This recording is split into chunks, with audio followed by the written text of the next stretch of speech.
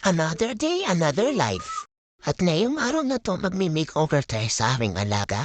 Medyo mahaba naman barhibon yung bante sa kanyang mga mata kaya binawasan ko ng konti. At dahil wala pa kaming anak, ito muna ang baby namin. Story time nga tayo mga mare.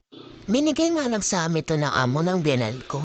Binigay niya sa amin to may sakit na parbo. At dahil hindi na nga maalagaan dahil busy nga sila.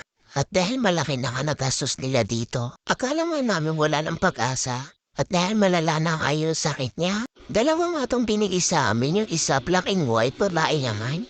Parehas na silang may sakit na parbo at dahil hindi kinain ng katawan na matay yung isa. Ang ginawa ko nga lang para makasurvive siya sa parbo, nagpakulo lang ako ng dahon ng malunggay. At dahil yun lang daw ang makakasurvive sa parbo.